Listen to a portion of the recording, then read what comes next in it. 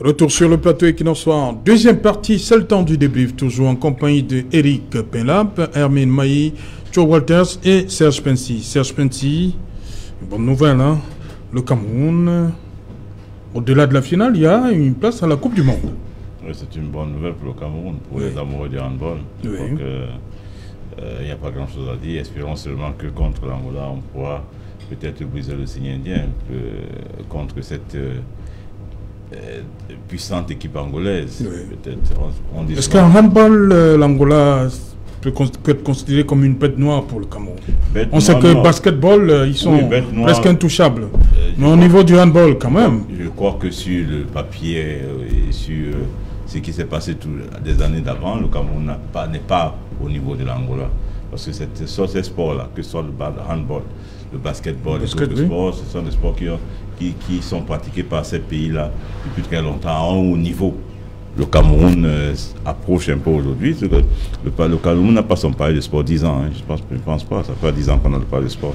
Et vous voyez, tu battez en Angola ou dans des pays comme l'Égypte, la Tunisie, et les palais de sport, c'est une véritable culture du sport. Oui, c'est une chose normale là-bas. Donc nous, on joue encore sur du ciment, sur du béton, que ce soit à l'université de Yaoundé ou ici en Godi. Donc vous pouvez imaginer ce que ça signifie. Donc c'est une prouesse, ce que ces filles ont réalisé. Il faut déjà saluer ça, apprécier et demander aux gens qui dirigent notre sport d'observer ça et de capitaliser, parce que ce qu'elles vont faire là, il faut capitaliser.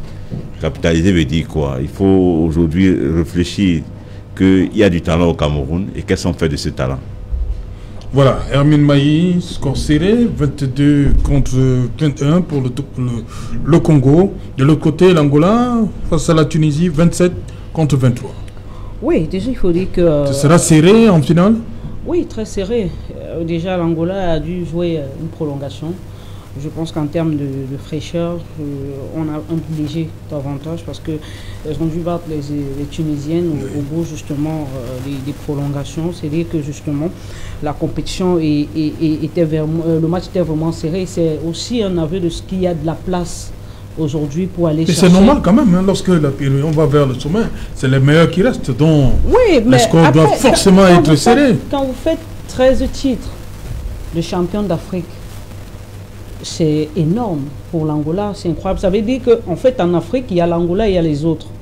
D'une certaine manière, essayer d'accompagner, et certainement parce que elles ont su justement faire de cette discipline une des meilleures, une des leurs, et elles ont capitalisé là-dessus. On parlait tout à l'heure aujourd'hui de la création de toutes ces différentes infrastructures, la pratique de la chose. Aujourd'hui, on est, disons-le, on est heureux.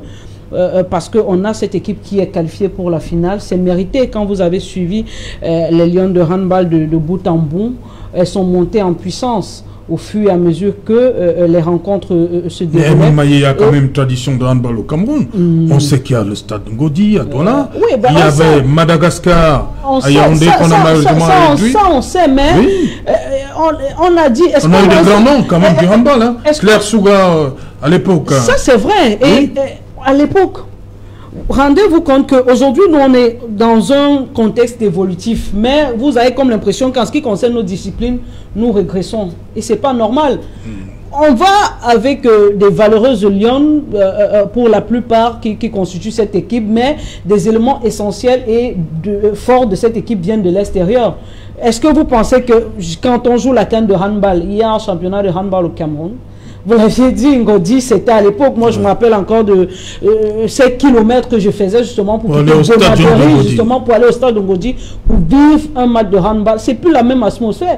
C'est qu'on a délaissé certaines compétitions ou alors certains sports dits mineurs au profit du football qui cristallise toutes les attentions. Et c'est peut-être là où le bas blesse véritablement. Aujourd'hui, les handballeuses prouvent qu'il y a de la place, qu'il y a de l'espoir, qu'il y a de la matière. Comment est-ce que l'on saura rentabiliser ça? C'est ça le vrai problème. Et quand cette personne parle de capitalisation, justement, il veut dire ça. Ne nous contentons pas juste de jouer des finales, de gagner une compétition si après. Parce qu'on l'a dit, on a vu en 2015 cette finale perdue face au Sénégal en ce qui concerne le basketball dames. Mais quelle est la situation du basketball aujourd'hui au Cameroun? On est en train d'accueillir une autre compétition dès le mois de septembre, toujours au Papouasie. c'est du basket, mais est-ce que vous avez l'impression qu'il se joue véritablement? Ouais. Exactement, on évolue aujourd'hui avec des gens qui sortent de l'extérieur, qui ont justement les habitudes et des atouts qu'ils ramènent à l'extérieur, mais dès que la compétition finit, elle rentre et elle laisse ces différents sports orphelins. Donc ça pose un véritable problème. Pardon? C'est une chance pour nous que... Non, c'est pas une chance, parce qu'après, vous allez voir, on va dire, sur le Cameroun, on est heureux, je l'ai dit ce soir, parce que les Lions se sont qualifiés, elles ont prouvé qu'il y a véritablement un titre, des ressources et un titre à aller chercher. Je pense que l'Angola n'est plus aussi fort qu'elle a été pendant les 3-4 dernières années, parce qu'elle est aussi dans une phase de transition. Et Amine, vous-même, vous avez dit tout à l'heure qu'il y a l'Angola et il y a les autres. Oui, il y a l'Angola, il y a les autres, quand vous avez regardé, et puis vous savez quand même que le rendez-vous, je crois que c'est après 17 ans. Oui. La dernière que l'on a joué, on l'a joué contre l'Angola il y a 17 ans, on l'a perdu. Et quand vous avez cette nation qui est 13 fois championne d'Afrique sur le nombre de CAN qu'on a déjà joué, vous comprenez que c'est l'Angola qui existe et puis les autres sont là pour l'accompagner. Okay. Même s'il est vrai qu'on a vu certaines équipes, notamment la Tunisie qu'elle a éliminé, le Congo que nous avons battu, le Nigeria qui n'a pas démérité, on a la RDC également, on a vu de belles équipes avec de belles choses. Vous avez même vu qu'on a eu du côté des équipes comme par exemple la RDC des Camerounaises. Il y a cette jeune joueuse Yim Gadian que j'ai plébiscité hier tantôt parce que étant ma promotionnaire au lycée, qui a joué pour l'équipe nationale du Cameroun, lycée classique de Tchang. Voilà.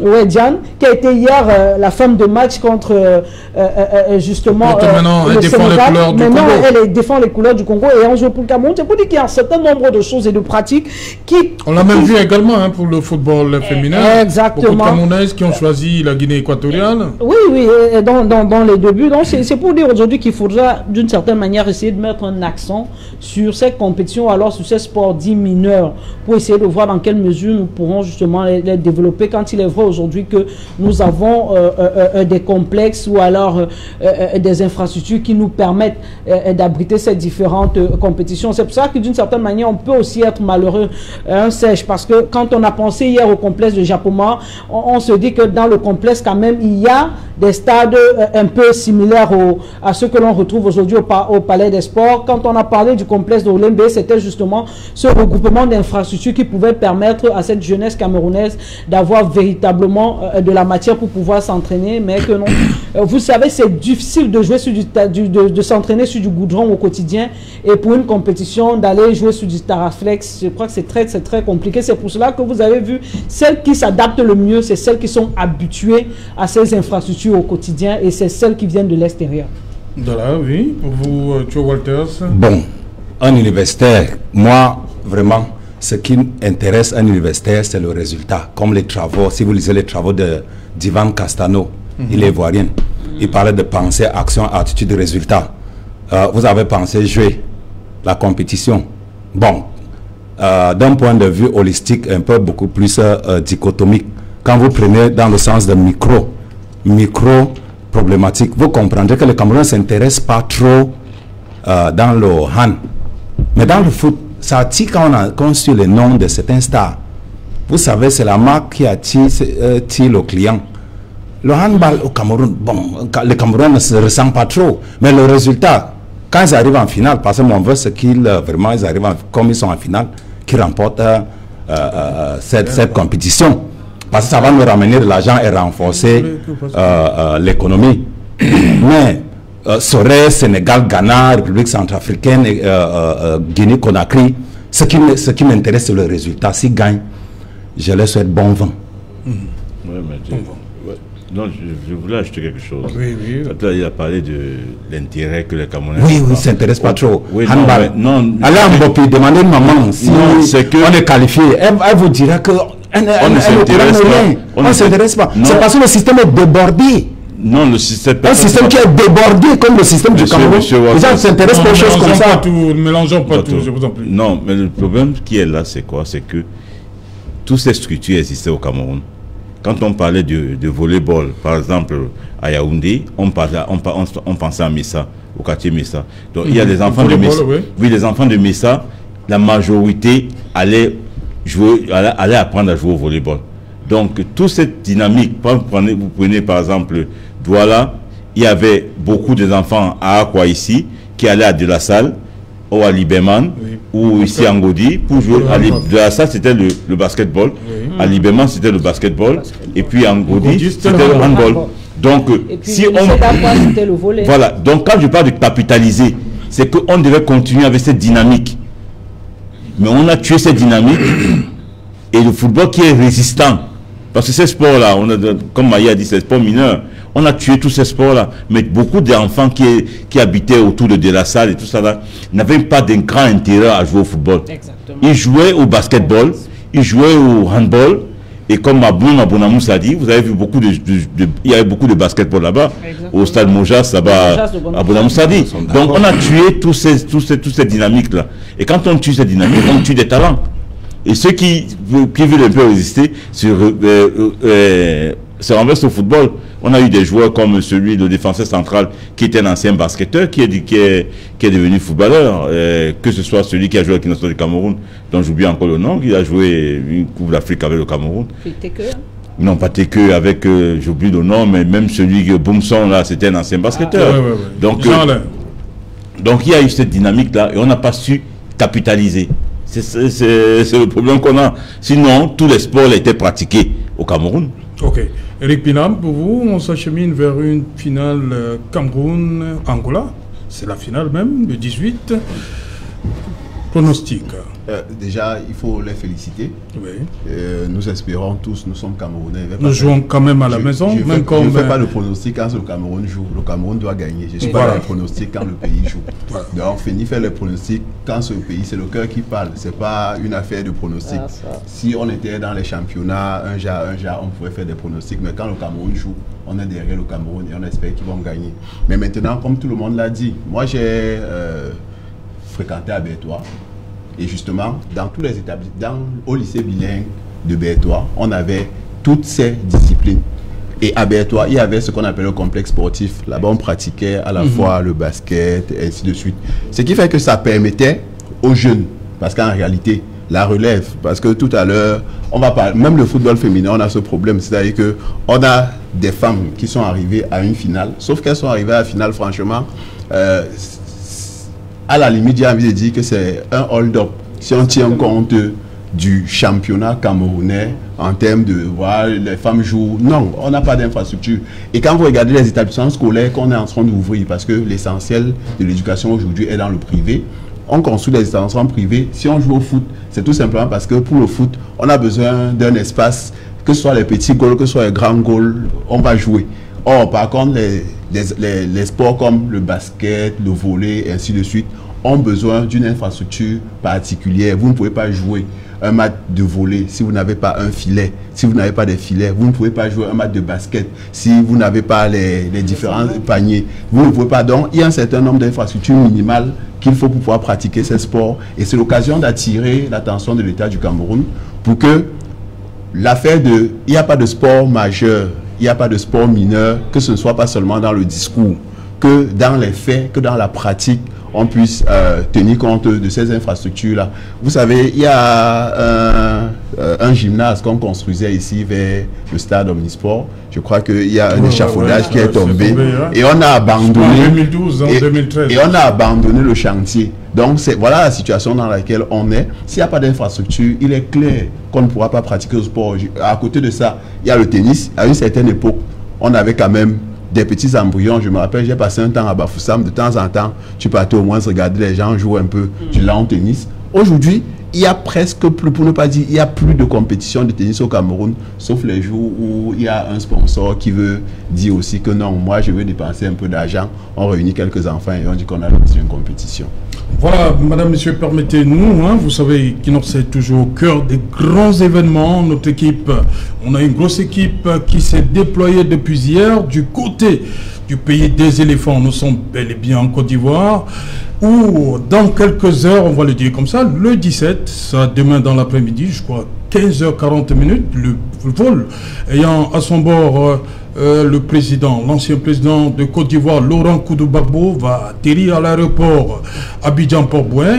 Il va atterrir, Laurent Gbagbo, mais notre équipe qui se trouve là-bas, conduite par Cédric Nouféré, a tendu son micro pour savoir comment les Ivoiriens préparent l'arrivée de l'ancien président Laurent Gbagbo. Comment ce retour est senti de l'autre côté, c'est-à-dire dans le camp d'Alassane Ouattara? Trouver tous ces éléments dans cet élément que nous proposent Cédric Nouvelé, Eric W. Ouattat et Carlos Minué. Au siège du Front populaire ivoirien de Laurent Gbagbo à la Riviera 3, une effervescence particulière est observée.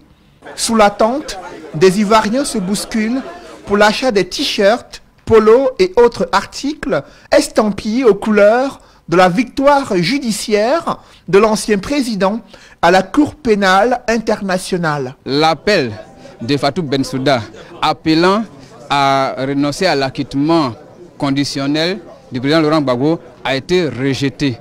Donc cet appel de Fatou Bensouda a été rejeté pour toujours, a été rejeté définitivement, et le président Laurent Gbagbo a été totalement acquitté, totalement blanchi, totalement innocenté.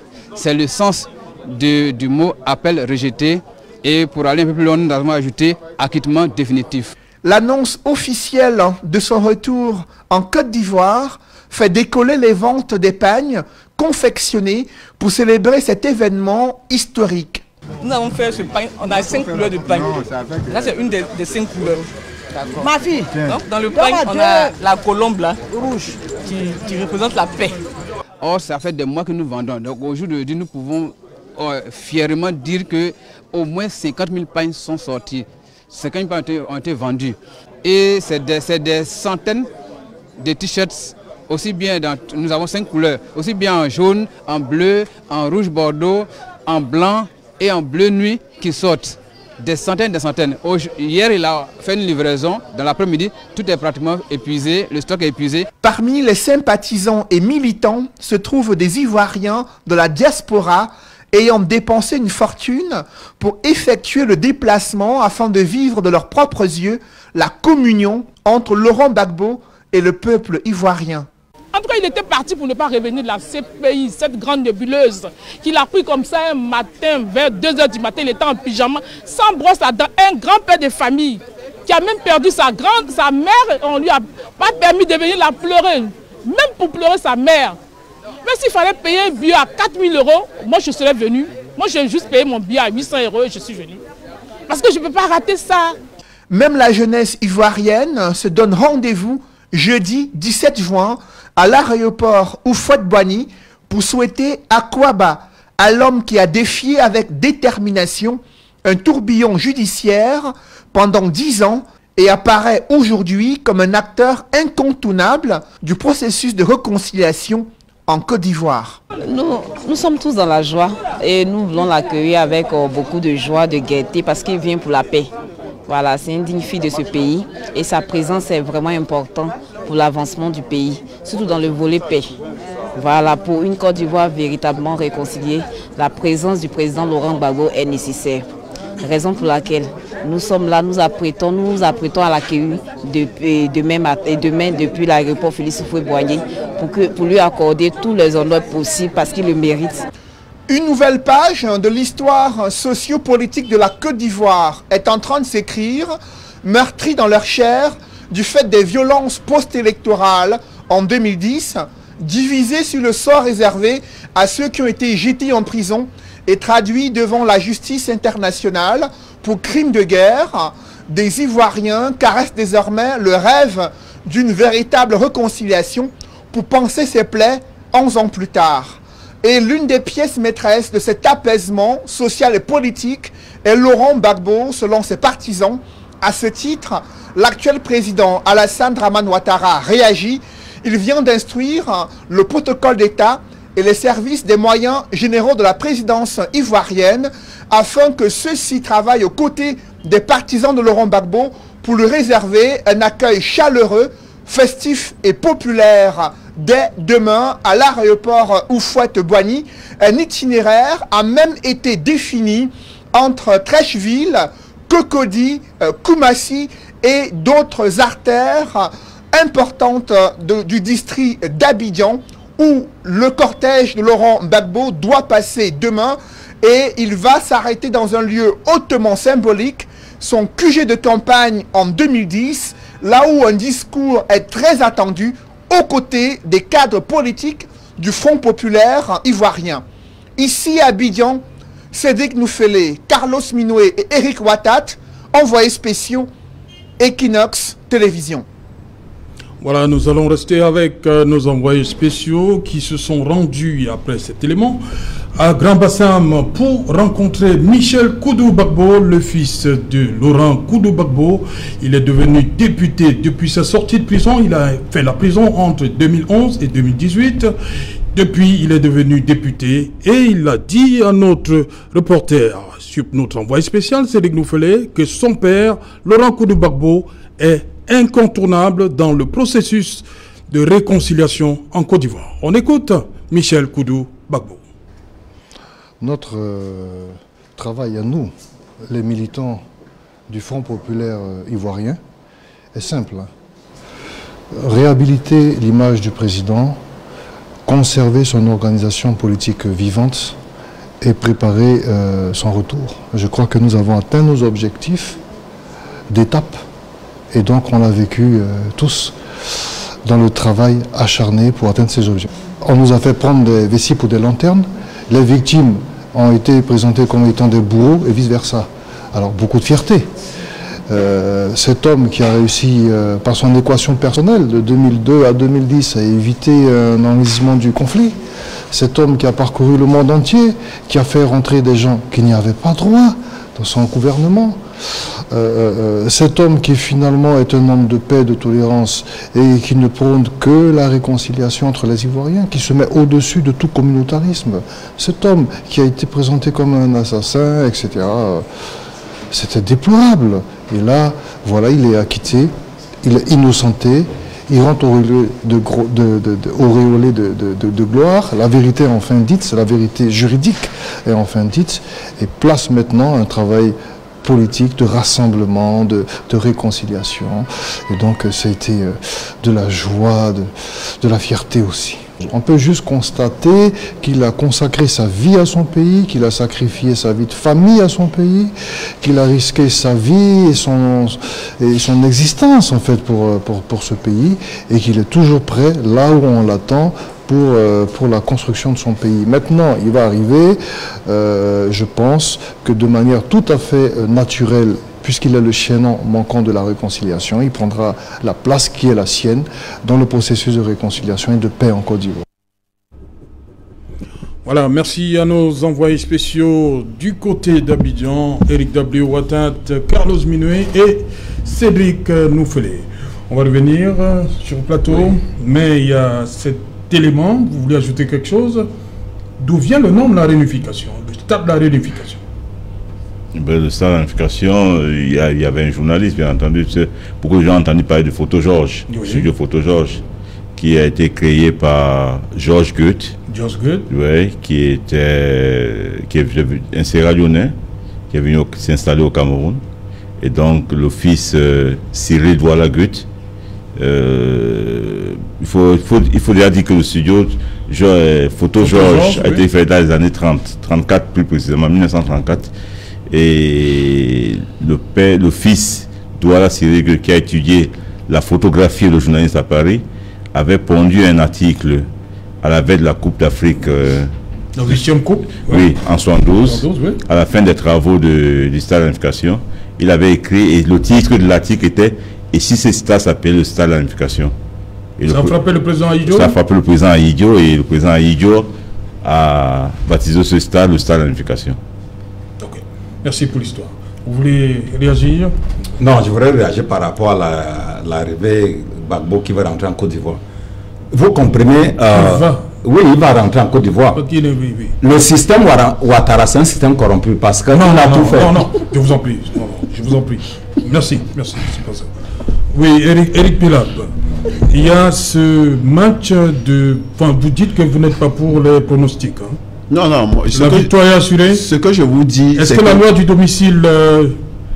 c'est un avantage pour nous? Vous savez, si la loi du domicile était nécessairement un avantage, on aurait gagné la CAN féminine contre le Nigeria, on aurait gagné toutes les compétitions qu'on a organisées ici au niveau du Cameroun. C'est pas toujours le cas. Surtout que si vous regardez les gradins du palais de sport, c'est pas toujours plein, malheureusement, parce que la loi du domicile tient souvent compte de ce qu'on appelle dans le foot le 12e homme.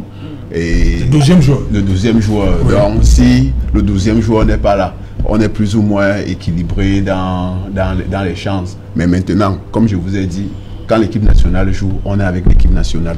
Le souhait, c'est que ces filles gagnent. C'est bon pour le pays et c'est aussi bon pour le moral de comprendre que de temps en temps, dans les ténèbres que le RDPC nous donne, il y a un peu de lumière. Hermine Mayi, c'est la présence de ce que à quoi pourrait ressembler la coupe qui va se jouer en janvier. Un peu les Lions, vous voyez les Lions aussi en finale. Au stade d'Olembe surtout. Ça, il faut être et au stade d'Olembe. Non, ben après, aujourd'hui, je ne pense pas que la performance sur le terrain des Lions soit tributaire de l'existence d'Olembe ou pas, mais de l'état de forme de chaque joueur et surtout de la sélection. Vous savez que c'est une équipe nationale qui est quand même en proie à un certain nombre de manquements, qui aujourd'hui a perdu son identité, même son style en ce qui concerne le jeu, qu'on est en train de vouloir retrouver. Ce serait une très bonne chose. D'ailleurs, même chaque fois qu'on a organisé une compétition au Cameroun, l'objectif premier a été de remporter la compétition, au minimum jouer justement la finale. Maintenant, on a déjà eu quand même des finales malheureuses. Quand on passe à la finale de basket, on pense à la finale chez les dames, on pense à cette coupe en 72 ratée ici, cette CAN ratée ici. Il est de bon ton aujourd'hui quand même d'espérer. Le CHAN, on n'est peut-être pas arrivé en finale. On n'est pas arrivé en finale. Bon, ça fait donc partie. C'est difficile pour le Cameroun de remporter quand il organise. Oui, si on va sur les statistiques, très souvent, être pays organisateur ne nous a pas beaucoup souri. Et aujourd'hui, quand il y a les éléments performance qui rentrent en compte, on est quand même encore plus dubitatif. Ça, il faut le dire. La CAN, quand vous avez regardé les différentes qualifications, je crois qu'aujourd'hui, les 24 nations sont connues avec cette victoire hier de la Sierra Leone sur le Bénin, 1-0. C'est-à-dire qu'aujourd'hui, il y a des nations qui ont compris qu'il fallait travailler. Quand vous avez même regardé cette liste, il y a beaucoup de nations qui sont novices comme ça à cette CAN. Elles se sont mises au travail, elles ont beaucoup travaillé.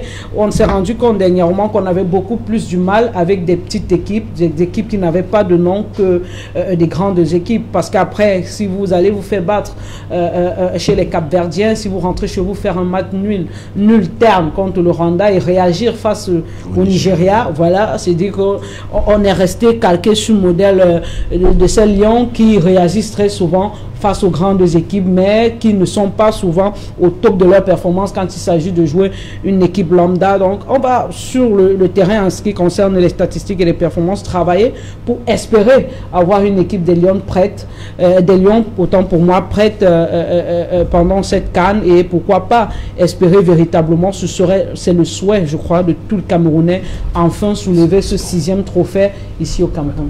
Et Joe Walters, au moins une note positive. Hein, yes. Yes. Non, je ne suis pas dur, Serge. Je suis oui, une note positive. Je souhaite que la CAN soit je souhaite que la CAN soit organisée, même si on a des demi-projets. Voilà. Si vous organisez une CAN sans le stade Olembe de Paul Biya, c'est que vous avez trompé le président de la République et on lui a vendu du vent. Est-ce que vous imaginez cette Coupe d'Afrique des Nations qui se joue au Cameroun sans le stade, un stade avec le nom du président de la République comme celui d'Ahidjo? Parce que le président de la République doit prendre ça en compte. À son âge, on n'a plus peur qu'il mette les ministres là qui l'ont trompé dans les chambres froides et corriger tous les fautes là. Que le stade de Lembe doivent être prêt le jour dit. Parce que le président de la République ne peut pas passer 40 ans au pouvoir. Et on vient organiser la première compétition avant même son départ du gouvernement. Et son nom n'est pas sur le stade. Et le président, lui, il est juste à côté du stade. Qui frappe la main sur la table. Ce stade doit être prêt. C'est une question de vie et de mort. Si ce n'est pas prêt, que le président dissout le gouvernement. Mais je veux que cette CAN soit organisée. Même moi, j'aime le football. Parce que ça ramène l'argent dans le pays. Avec les demi-projets. Le président de la CAF va nous donner la CAN. Là, je vous révèle ici, exclusivement Equinox, il va nous donner la CAN parce qu'il vient d'arriver. Et il ne veut pas faire comme on dit au quartier, il ne veut pas chier. Il va donner la CAN au Cameroun juste pour commencer à réaliser les résultats. Après, peut-être, on pourra nous retirer. Merci. Vous avez dit qu'on envoie les ministres dans les chambres froides. C'est une façon de les mettre la pression, parce que comment ça se fait ailleurs. C'est pour les mettre la pression. Comme le Covid guette là, pour qu'ils nous ramènent le reste d'argent. Ceux qui ont détourné là, parce que le stade, on a ajouté plusieurs milliards. Actuellement, on a sur endettement plus de 43% du PIB, en deçà de 70 dans la zone CEMAC. Et pour compléter ce que tu dis... C'est une méthode. C'est une méthode. Comprenez-moi très bien. La bonne méthode de gouvernance, c'est la force. Prenez tous les pays de l'Afrique francophone. Si vous ne conditionnez pas, l'individu ne va pas réagir. Ah bon? Oui. C'est pour la dictature. Bon, c'est la méthode d'une dictature, comme je vous dis là. Moi, je suggère les chambres froides. C'est-à-dire qu'on les amène plus que le serre. On les met la prison, on les fouette. Ils nous ramènent tout l'argent là. On finit le stade de Port-Béal en 4 mois, on organise la CAN. Je ne veux pas que le président public va en retraite sans son nom sur l'Embe. C'est la honte totale au Cameroun. Ok. Eric Pina. Non, étant donné qu'il a abordé la question du Covid, je tiens juste à rappeler à vos téléspectateurs que avec l'ordonnance du 7 juin, le président de la République a endetté le Cameroun de 450 milliards de francs CFA. Oui. Et dans les 450 milliards, 50 milliards ont été affectés au fonds Covid, qui est passé de 150 milliards à 200 milliards. Donc, je me rappelle, là, une fois, on était ici, on a abordé la question. Donc, on a ajouté 50 milliards, M. Ngongo, pour qu'il puisse cela couler douce pendant que les Camerounais souffrent. Non, je vous en prie. Non, je vous dis ce qui est. Non. Est-ce que vous avez les éléments de preuve? Pardon? Ce que vous dites. On a fait le parking de Kwemkong à 11 milliards. Allez regarder le parking de 11 milliards.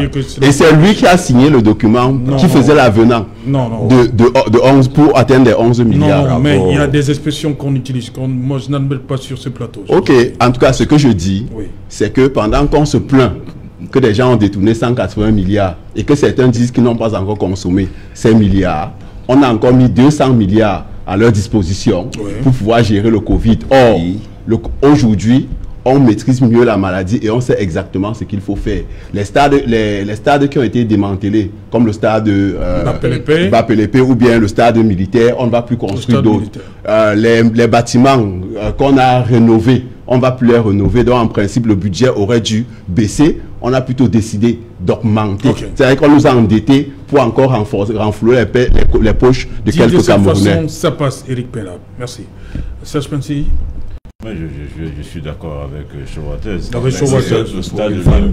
Le stade de Lembe. Il faut absolument que la CAN se joue avec Lembe. Mais contrairement à lui, les gens devaient y aller en prison. Voilà. Comment? Mais parce que un projet comme Lembe, c'est un projet, on décide avant, on a fait des calculs. On sait que pour terrasser, c'est un nombre de milliards. Pour poser les fondations, c'est ceci. Pour ceci, pour cela, jusqu'à la fin, jusqu'à la dernière partie de ce projet, on sait ce que ça devrait coûter. Mais quand il y a un problème, on sait là où il y a eu problème. Mais je crois que là, les gens ne sont pas encore devant les tribunaux parce qu'il y a un conflit d'intérêts. Qui sont les gens qui ont eu les marchés? C'est là où on doit se poser la question. Quelles sont ces personnes qui ont eu des marchés? Que ce soit à Garoua, que ce soit à Douala, partout. Quels sont les gens qui ont eu les marchés? Ce sont les mêmes gens qui ont eu les marchés. Puisque tu ne peux pas te condamner toi-même. Ok, peut-être que ce sera comme en 72. Le président Idjo a attendu la fin de la compétition. Espérons. Surtout avec, je crois que c'est le fait qu'on ait été éliminé, battu par le Congo en demi-finale, qui a énervé davantage le président Idjo. Les Italiens disent, puisque ce sont eux qui ont construit Lembe, ils disent Guadiamo. Guadiamo? Oui. C'est-à-dire? Espérons. Voilà, merci. Merci Hermine Mailly d'être venu une fois de plus. Merci à vous, c'est toujours un plaisir. Voilà, il y a le tirage qui est prévu. Ils ont dit mi-août, hein? Mi-août. Oui, pour le tirage. Espérons. Avant la première quinzaine. Avant le 15. Oui, mais il y aura le tirage. Okay. Il y aura la cocade, ça. Voilà. Chowates, thank you for coming. Huh? Thank you very much. I think that my first ticket to watch the first match of the CAN will be at Amadou Ahidjo Stadium in Yaoundé. I myself, I will buy a ticket. J'irai au stade d'Amadou Ahidjo. Je vais acheter moi-même le ticket. Je suis patriote, je veux qu'on organise la CAN. Mais vous n'allez pas au Lembe? Non, quand on va commencer à jouer la CAN, moi je serai plutôt à Yaoundé. Mais au Lembe, c'est pas à Yaoundé? Au Lembe, non. Donc vous avez exclu au Lembe? Bon, pour le moment, j'ai posé une hypothèse qui est plausible. Moi, je ne sais pas si Olembe sera prêt si on ne prenne pas des mesures fortes. Oui. Mais je ne pense pas que ça sera. En tant que scientifique, Olembe ne sera pas prêt. Mais le gouvernement dort. Il faut mettre la pression. Mais s'il y a l'argent, Olembe sera prêt. Mais Olembe ne sera pas prêt. Moi, j'irai au stade. Les passeports sont plus chers maintenant. Eric Penlap, merci d'être venu. Hein. C'est moi qui vous remercie. C'est moi qui vous remercie. Et comme l'ensemble des copanélistes, je souhaite qu'on ait notre canne parce que ça va faire vibrer les Camerounais, ça va les faire oublier un peu la détresse dans laquelle le RDPC les a mis. Ah bon? Oui. Moi, je ne sais pas, c'est pas le RDPC, hein. C'est tous ces partis politiques. Voilà. C'est le RDPC qui gouverne. C'est tout le monde. C'est tout le monde. Tout Serge Pensi. Vous gouvernez Serge Pensi. Mais nous gouvernons aussi. Quand vous voyez les Benskiner qui ne respectent pas le code de la route. Vous gouvernez. Non, nous gouvernons. Nous gouvernons pourquoi? Tout le monde gouverne. Puis quand vous voyez les Benskiner qui ne respectent pas le code de la route, moi je vous prends un exemple très simple. Là au Nouvelle Route Bonabasem, on a mis les feux, il n'y avait pas de feux là avant. On a dit il faut les feux à ce carrefour. On a mis les feux là maintenant. Mais vous allez voir, tous les Benskiner, tous ceux qui sont à moto, ne respectent pas les feux. Mais est-ce que vous savez que... Vous voulez alors appeler Paul Biya pour qu'il vienne diriger la situation là-bas? Vous ne pouvez pas vous appelez le RDPC. Maître Serge Pensi, vous ne pouvez pas donner les ailes aux personnes et les empêcher de voler. Non. On a créé des sens interdits dans la ville de Douala. Oui. Et on a mis, sauf les Benskiner. Je dis bien dans la ville de Douala. Non. On a décidé. Ça n'existe pas. Ouais, je vous dis. Non, ça n'existe pas. Allez à Dépendant, vous allez voir. Ça n'existe pas. Ça, c'est une chose. Deuxième chose, on a décidé. Sauf le Benskiner? Sauf les Benskiner. On a décidé dans la ville de Douala. Mais moi, je vous donne un cas très simple. Pour celui qui est normal, quand il y a un feu rouge, on s'arrête et on attend. Aujourd'hui, il n'y a pas un feu rouge.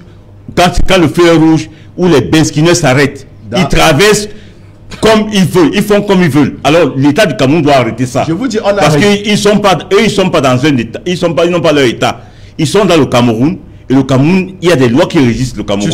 Ils doivent respecter les lois. Injustement. Et c'est pas pour dire qui va venir montrer aux gens comment tout ça. C'est pas le RDPC. Moi, je suis pas membre du RDPC, mais arrêtons de dire que c'est le RDPC. Ça, pour le manque de civisme, c'est tous les Camerounais. Voilà. Moi-même y compris. Le poisson pourrit pas à la tête. Voilà. Merci Eric Penlap. Merci à vous, hein, cher monsieur et madame. Madame, monsieur, nous sommes donc arrivés au terme de ce numéro et qu'il nous soit, on se retrouve demain lorsqu'il sera 19h. Bonsoir, Yopougon.